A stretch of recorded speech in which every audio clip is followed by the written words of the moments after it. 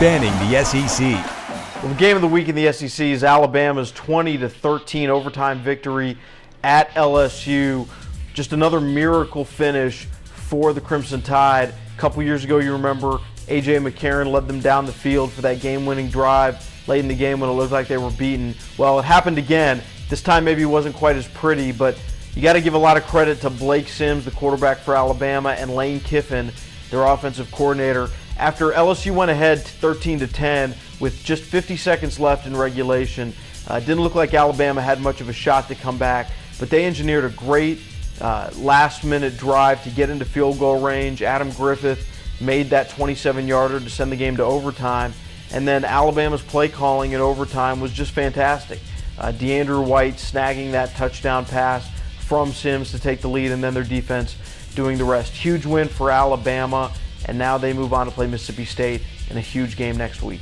The top performance in the SEC belongs to Texas A&M quarterback Kyle Allen, a guy who had to wait patiently while Kenny Hill was getting all of the playing time and all of the love early in the season. Kyle Allen, very highly regarded freshman quarterback, was not able to get on the field. Finally gets his opportunity. Texas A&M had been struggling, and all of a sudden, here he comes at Auburn, completes 19 of 29 passes, 277 yards with 4 touchdowns as Texas A&M pulls a huge upset, really takes Auburn out of the national championship chase. And you're going to hear a lot more about Kyle Allen in the future, really asserting himself late in the season. I think he's going to be the guy for Kevin Sumlin to lead that offense. This was a terrific start to his career as a starter.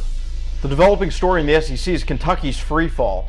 Just a few weeks ago, this was a team that was 5-1, looked almost certain that they were going to get bowl eligible in the second year under Mark Stoops, who's really done a nice job there.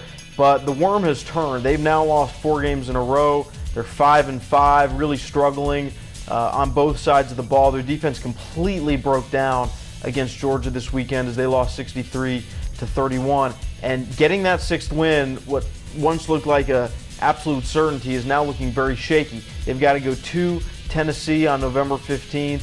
That's going to be a difficult game. And then they finish the year at Louisville, an in-state rival, another very good team. So if Mark Stoops is able to get one more win out of this season, that's a great coaching job.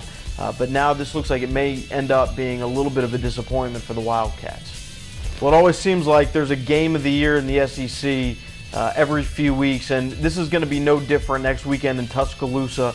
Alabama hosts #1 Mississippi State, and this is just a monstrous game on a number of levels. For Mississippi State, this is really an opportunity to win the West. Yes, they'd have to win one more game, but they play Vanderbilt, who's really struggled this year. So if Mississippi State can go into Tuscaloosa and win, they are almost certainly going to be the Western Division champions. For Alabama, if they're able to win at home, all of a sudden they're in the driver's seat for the Western Division and possibly for the college football playoff. They're coming off an emotional win over LSU. This has been a letdown spot for them in the past, the week after that game. But now that their goals are back in play to get into that playoff mix, I think Nick Saban is going to have them charged up and ready to play a tremendously important game with everything on the line. Spanning the SEC.